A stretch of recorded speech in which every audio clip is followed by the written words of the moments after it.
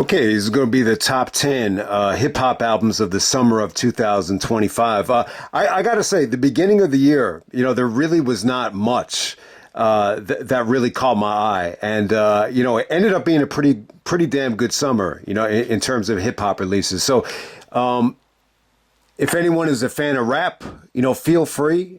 I would actually recommend, just take these top 10 albums, put them in a playlist, whether it's Apple Music, Spotify, whatever the case may be.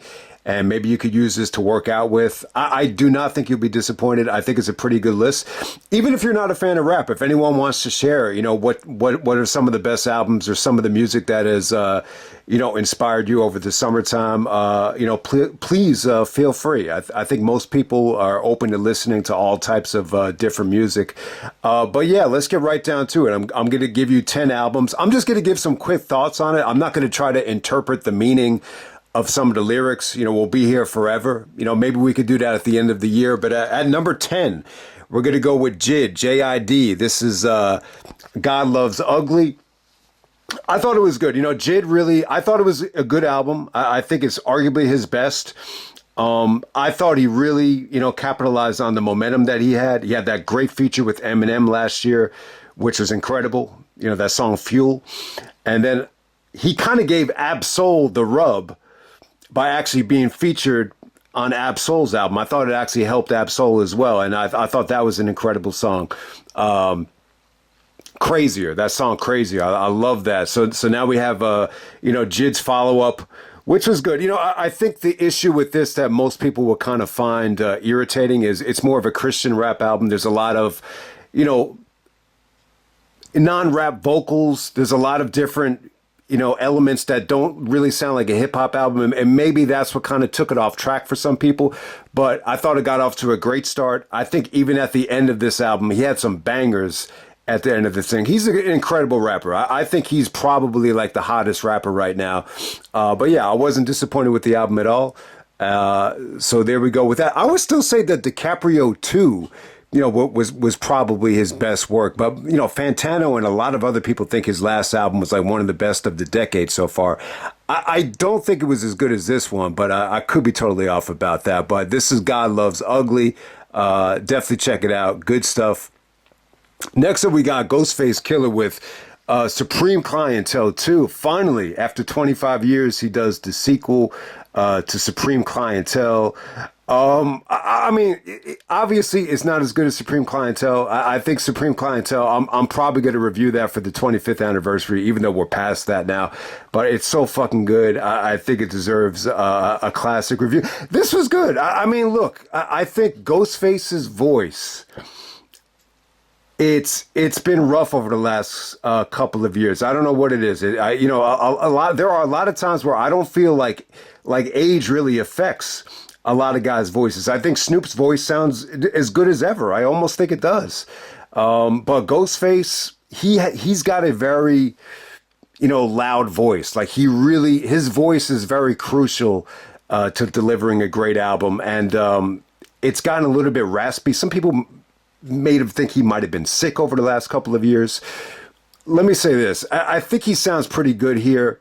I think he does. I think what really stands out about this, it feels like a collection of just like some of his best work over the last 20 years. There's songs that definitely sound like they could have been recorded 20 years ago. But, the bottom line is, I think Ghostface gave us one of his best albums in quite some time. Him delivering a great record has been easy. Like, out of all the Wu-Tang members, he's had the easiest time of holding down a record. And I thought he did it again here. But, at the same time, this feels like a best of. It felt like he kind of saved his best work, for this, Supreme Clientele, follow-up. It feels a little bit like Redman's Muddy Waters too, or it just feels like a best of. And, he really kind of emptied the tank with like a compilation of just his best shit over the last couple of years. But yeah, I think it had some good features. The Wu-Tang features are the highlight for me. I think Method Man sounds great on here. There's some features on the beginning of this thing, like M.O.P. and even some of the Griselda guys. I wasn't crazy about it as some other people were. I just think this album was at its best when Ghostface was just kind of doing his thing. There's a lot of like 80s samples here, which was good. He really tried to find a way to kind of, mesh, the sound he grew up loving in the late 80s, like Rakim, and he kind of blended it well with, some Supreme Clientele samples. So I think the sampling here was great. I think he sounded good for the most part. I think Ghostface, this is definitely better than Raekwon's album from this year. But make no mistake about it, it's definitely not better than Only Built for Cuban Links 2. I know some people are saying, like, it's not as good as Raekwon stuff, but you got to be clear. I think when people are saying that, they're talking about the Only Built for Cuban Links follow-up. It's clearly not as good as Cuban Links 2, which was incredible. But I would definitely say, I think Ghostface naturally, I just think he's better at holding down an album by himself than Raekwon, if that makes any sense. Raekwon's album was good. I thought it was good for him, but I still wasn't blown away by it. Okay, at number 8, we have Rome Streetz, completing his album with producer, Conductor, one of the hottest producers in the game with Transpotting. I think this was really, really good. I mean, this guy never disappoints me. I definitely think from start to finish, this is one of his more entertaining releases. He's like the most entertaining rapper right now. I think his punchlines are incredible. He's like the best punchline rapper. He's probably the cockiest rapper. He keeps me engaged every step of the way. I mean, he's really a throwback, to the old school days. So he's probably not for some of the newer, kids that like rap. But God damn it, he is entertaining as hell. I think the production was great here. And yeah, I mean, he's not just a braggadocious rapper. There were some really, really good, concepts here. I think that that record industry, title, record rule number 4080, kind of a play on the Tribe Called Quest song, where he's, going into depth about how still, like in today's climate, some of these record executives are out, to screw rappers over.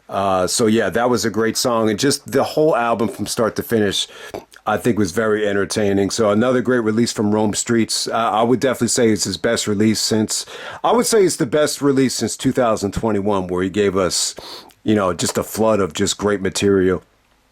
Okay, at number 7, we have Clipse. So Pusha T finally reunites with Clipse and Pharrell to do this Let God Sort Him Out. This is the first Clipse album since 2009. Believe it or not. But I mean, obviously everybody remembers Clipse made a huge bang in 2002 with that Grinding song. So, it's kind of funny to me. I think Pusha T, it's almost like Shelton Benjamin with the world's greatest tag team. I think Pusha T is kind of, outgrown Clipse in terms of popularity as like a solo artist. But I think it was cool. It was a nice little, reuniting, especially with Pharrell. I think the production was good. I don't think this is like, the ideal, production for like a super, hip hop fan. But in terms of just a fan of great music, I think it really, really worked well. I mean, there was some crazy shit that happened over the years to Clipse and the manager. And, there's even some controversy here with Kendrick Lamar. But they were able to use the Kendrick verse. I think the Kendrick verse was incredible. It's probably one of the best verses of the year. I think the production here was good. I think it was catchy. I think this is really, one of the best albums of the year in terms of, just putting something on in the car and just letting it bang. I mean, it really hit hard. I mean, it really, was just great music. You could work out to it. You could ride to it. I think Pusha T and Clipse as a whole, I think they just sounded great here. So it's a great comeback album. Fantano actually gave it 10 out of 10. Which surprised the shit out of me. Dead End Hip Hop actually got some criticism for bashing some of the production here. So yeah, I mean, look, it's kind of polarizing, but I'm going to give it the thumbs up. I think it was good. I think Pusha T is definitely like one of the more, charismatic rappers we've ever seen. So it was cool to see him kind of reunite, with where it all started. So that I got Clipse at number 7. At number 6, I got Prem Rock. This is Did You Enjoy Your Time Here? I would say this is probably the underground release of the year. If you want to find one album from like an underground rapper with very, simple but dope, production that'll make you feel good. He's got a very distinct, undertow, to his tone. This, no one's going to get this, but if I were to compare Prem Rock to a rapper from the old days, I would actually say he kind of reminds me of Saphir. If anyone remembers him, West Coast rapper from the early 90s. But yeah, I love the production here. It's very, very lo-fi. It feels very underground, but I would definitely say this is the most underrated release of the year. This is Prem Rock. Did you enjoy your time here?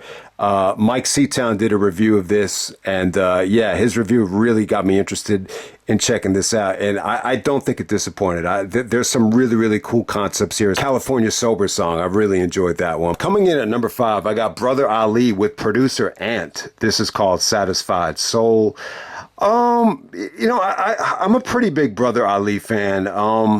I think there's been some albums in the past that maybe felt a little bit too preachy, but he's done some incredible albums over the last 20 to 25 years. He had the album of the year in 2007 with Undisputed Truth. Even Shadows of the Sun was an incredible album. But I gotta say, this is up there with his best album in a long ass time.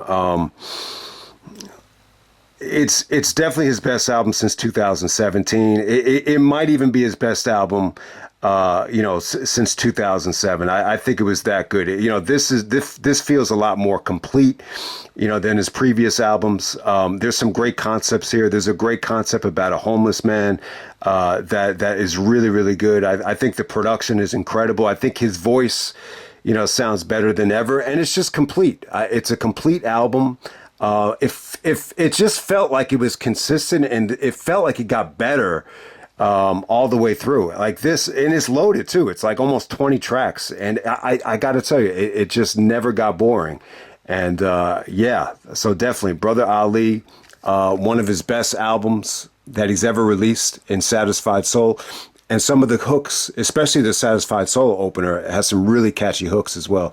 So definitely check it out. I like Brother Ali. All right, next up we got Earl Sweatshirt, Live, Laugh, Love. I'm a huge fan of Earl Sweatshirt. I know that he's not for everybody, but I love his style. He raps like he doesn't give a fuck. And he raps like he's bored, but if you really pay attention to the lyrics, like he's always saying something very, very insightful. His dad used to be his dad was a poet, to put it accurately. I'm just a really, really big fan of Earl Sweatshirt. To me, this is his. I mean, yeah, I've never really been disappointed in an Earl release. I think I might have missed the last one, which was. I think it was called like Feet of Clay or something like that. I'm probably butchering the name, but I would definitely say like this is on the same level as some rap songs. And If I Don't Like Shit, I Don't Go Outside. Those are his two best albums. I would actually say that this is right up there with it. I would even put this above Doris. I think it's that good. The production is very dreamy. It takes you into like a dream world. I think he was kind of going for the younger version and the more mature version and trying to mix them both together. So yeah, I really, really love the record. It's only 24 minutes, but it's it's almost like the best half hour you could spend, listening to music. I think it was really good, and it just came out too. So it might even get better. It might move up people's lists, as the year goes on. It came out on August 22nd. At number 3, we're going to go with Billy Woods. This is Gollywog. What can I say about Billy Woods? I mean, it seems to me like every single time Billy releases an album, people are hailing it as album of the year. People are hailing it as the best work that Billy Woods has ever done. It's probably the most interesting and engaging, catalog to rank. But is this his best album? I would say no. I think history will absolve me. I still think it's his breakout album. I still think it's his best album. I think there's songs on there that could work incredibly well in movies, but I think with Gollywog, it's pretty damn good. I mean, he really hasn't let me down over the last couple of years. I think even if you don't really understand what he's saying, and this definitely deserves a deep dive where you have to really interpret the lyrics and really do some research. But even if you don't do that, I think you always feel like you're under the spell of a master here. It just definitely feels like that. He always sounds like he's, he knows what he's talking about. He always sounds like he's, fully invested in what he's, trying to decipher here. So I think it's incredible. It's very dark. There's a lot of lines about racism, history of war, even what's going on in Gaza right now. But there's some fun moments as well. He's actually got some good basketball punchlines just to lighten up the moods. Like I run guys into the ground like Coach Tibbs. He even had a great Iverson crossover carry line, which I thought was pretty funny. So he does have other moments as well. But ultimately, I think this is another case where you could see, not necessarily the burden of fame, but you could kind of feel his mentality towards, the level of fame that he's achieved, where, he's got so many, friends, and, maybe they have, girlfriends that aren't really a big fan of him. And he could kind of like, he shows you like what he feels about that. Like he understands, like if you're not a big fan of him, there's only so much time in a week. I could totally understand if you're not a fan of me, because, it'll take a whole week for you to decipher what I'm saying. So I thought his take on like some of the, coming into, this new age of fame was actually pretty interesting. So yeah, definitely good stuff. I think, in terms of production here, this feels like more of an all-star mix of producers. Overall, it's very dark, but there's some really, enlightening, like jazzy, fun moments here. And I think, Kenny Siegel's production was good. You even have Conductor that gave some dark production, in the beginning of this thing. But yeah, some of the, posse cuts, the one with the Lucid and Cavalier, just had a really, really, jazzy, thick bass line, which I just thought was, incredible. So yeah, it's really, really, I'm not going to say it's fun, but there's glimpses of light throughout the darkness. I guess that's the best way to put it. It's not like it's a depressing listen all the way through. I think that's what I'm trying to say. Okay, at number 2, we got Lloyd Banks. This is the All or Nothing series number 3. This is Despite My Mistakes. Essentially, this is a mixtape.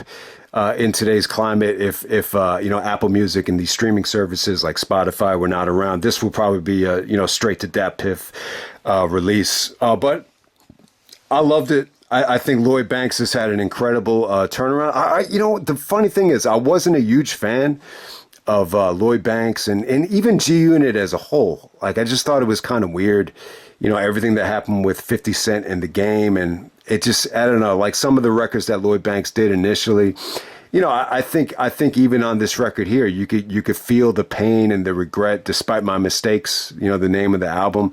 So I don't know if you want to tie into the commercial attempts that G Unit used to have into the title of the album. But the bottom line is, this is like the best pure rap album of the year for me. I think some of these tracks are incredible.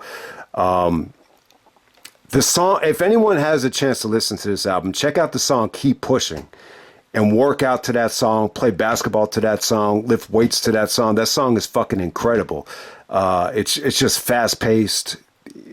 I think he raps really well.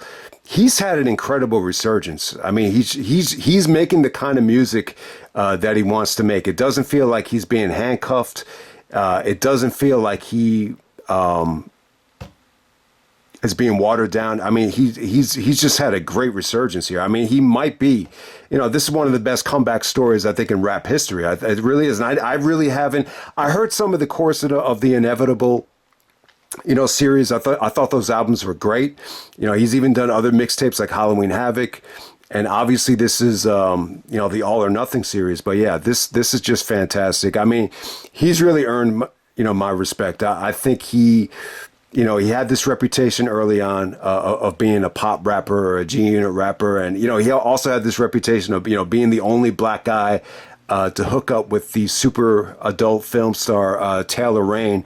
This is what Lloyd Banks is known for. I mean, the G Unit guys are not really, classified as great rappers, but he's become a great rapper. I just feel like you could feel the pain in his voice and his rapping ability.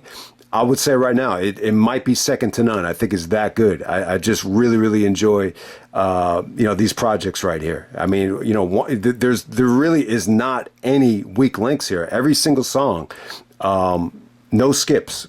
Really, really loved it. So yeah, congrats to Lloyd Banks. Another quality project from him, Despite My Mistakes. Number 1, I got Freddie Gibbs. not Madlib. This is Alchemist. Freddie Gibbs and the Alchemist. This is Alfredo too. I gotta say, man, I'm gonna say this. I'm gonna go out on a limb and say this. I was pleasantly surprised by this. I think most people would agree it's better than the original Alfredo. The original Alfredo was good. I mean, it came out during the pandemic. I think the title had something to do with the restaurants being closed and everything. So, I mean, that was cool. I don't really remember the album that well. I love the song Scotty Beam because it had more basketball punchlines than you could imagine. It had Scottie Pippen lines, Iverson lines, Kareem lines. I mean, you name it. I love that track, but that's really the only track that I will remember off the top of my head. But this was good. And you know what? I mean, it's easily better than Alfredo 1. But I think the more interesting question is this Freddie Gibbs' best project? I'm going to say that it is. I really think it might be. When I go back to the Madlib album, the Pinata album, and the other one was good too, Bandana. But with Pinata, it's hard to top that. I thought those first 10 tracks were incredible, but I wasn't crazy about the second half of that album. I think from start to finish, I think this is better. I really think it's better. I was pleasantly surprised. I think him and Alchemist just have great chemistry here. The production really fit the summertime well. It's soothing. There's a lot of just really nice guitar samples. I mean, it's just really a joy to listen to. I mean, it just had some incredible moments on here. And I think Beezy was actually saying this. This is a sign of a good album. If you can't decide what the best song is, then that's a good sign. And I really can't. I really love the song Skinny Suge. Part 2, I thought that was incredible.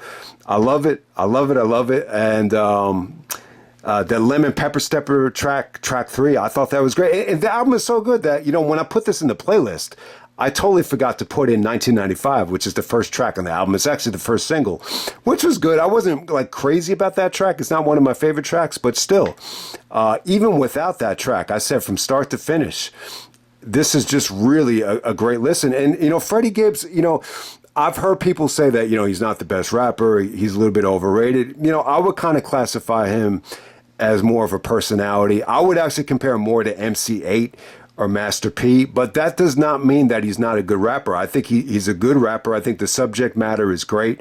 I think he's got a lot of charisma. I think he's very relatable. I think he's able to connect with guys like Kevin Durant. I think he can connect with white kids. I think he can connect with anybody. I just think he's that good. I mean, he's definitely engaging. But is he the best bar for bar? Is he as good as Rome Streets? No, but he's a great personality, and him and Alchemist just had great chemistry here. I mean, I can't put it any other way. But my favorite track on the album, I would say Skinny Suge is in contention. The Lemon Pepper Stepper is awesome. Even the track with Anderson .Paak, is really something you could ride to. And even the track with Larry June, which is more of like an R&B track. He's got a great voice. He is a great singer. He's got a great voice, just like he did on the Bandana album.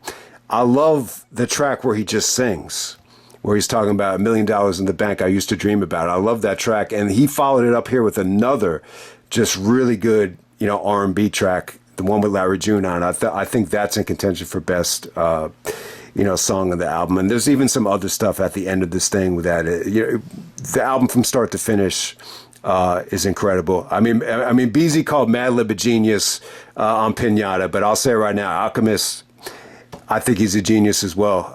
These are some of the best beats I think Alchemist has ever, produced in years.